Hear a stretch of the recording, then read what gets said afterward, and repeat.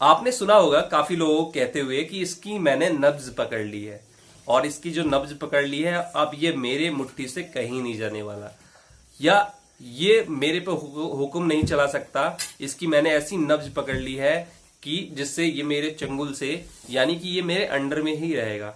ऐसा ही होता है जब हम जॉब करते हैं, और खास तौर से सेल्स में। बहुत सारी जॉब होती है, जैसे अकाउंटिंग की होगी, तो अकाउंटिंग में ये है कि हमें अकाउंटिंग परफेक्ट तरीके से आती है, हमें एक्सेल आता है, ठीक है, हमें अकाउंटिंग सॉफ्टवेयर आता है, तो हमारी वहां पर जॉब पक्की हो जाती है।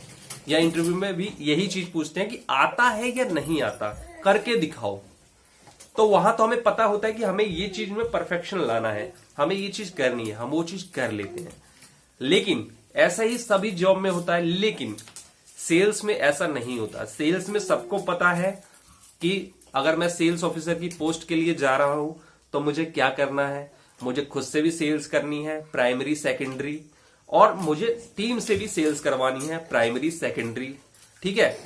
मुझे ज्यादा से ज्यादा दुकानें ओपन करनी है, ठीक है, अपनी बीट को बढ़ाना है, और नए जो मेरे रिटेलर हैं, होलसेलर है, मुझे उसको जोड़ना है। तो यहां पर एक सारी चीजें पता होती हैं, लिखित होती हैं। लेकिन जब वो चीज इंटरव्यू में जाते हैं तो हमें ये सारी चीजें पता होती है, फिर भी हमारा सिलेक्शन नहीं होता। ऐसे ही एएसएम के साथ होता है, सबको पता है। बहुत सारे सेल्स ऑफिसर है जिनको सारी चीज पता है कि एक एएसएम क्या करता है, मेरा एएसएम क्या करता है, दूसरी कंपनी का एएसएम क्या करता है, सभी चीज। लेकिन सेल्स में चलती है नब्ज, नब्ज चलती है। यहां पर आपके अंदर जो स्किल्स है आप प्रोफाइल के साथ कैसे जोड़ सकते हैं। और इंटरव्यू में पता है ये सारी चीजें बेसिक होती है कि आपको सेल्स करनी है, क्योंकि वहां पर आपके पास कोई सॉफ्टवेयर तो होता नहीं है, कोई चीज करा के वो देख नहीं सकते। वो आपकी बातों से ही पता करते हैं कि एक्चुअल में आपके अंदर कितना टैलेंट है। और ये कैसे पता चलेगी, हमें उस कंपनी की साइकोलॉजी पता हो, उस इंटरव्यू लेने वाले की साइकोलॉजी पता हो, तब हम उसके उस क्वेश्चन का उसी के साइकोलॉजी के हिसाब से आंसर देंगे, ठीक है। सभी इंटरव्यू में कहीं भी अगर ऊंची पोस्ट पे सेल्स का इंटरव्यू होता है तो वो ये पूछते हैं आप कितना बड़ा एरिया करते हैं, कितनी टीम हैंडल करते हैं, कितने डिस्ट्रीब्यूटर हैं, कितने होलसेलर हैं, अभी तक आपने कितने करोड़ का बिजनेस किया है, कितना टर्नओवर किया है। यही रटे रटाए क्वेश्चन होते हैं।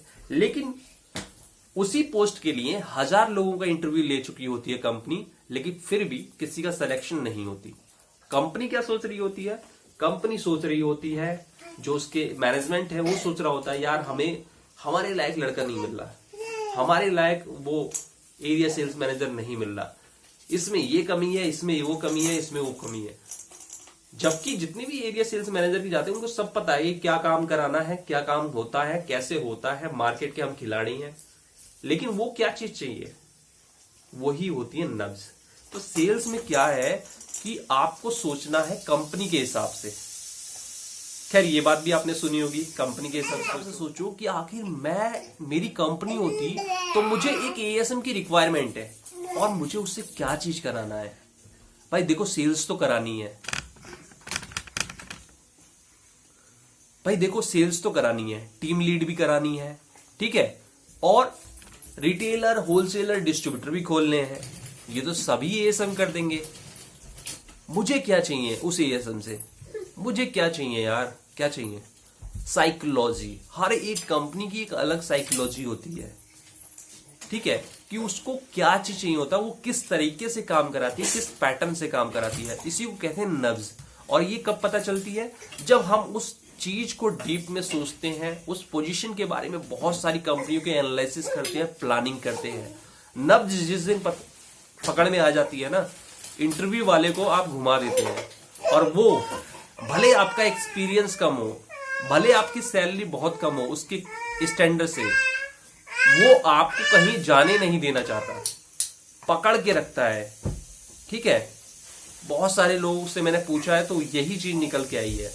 तो आप इंतजार मत कीजिए कि मैं एएसएम बनूंगा, आप इंतजार कीजिए उस नब्ज को पकड़िए और छोटी बड़ी कंपनी में घुस जाइए।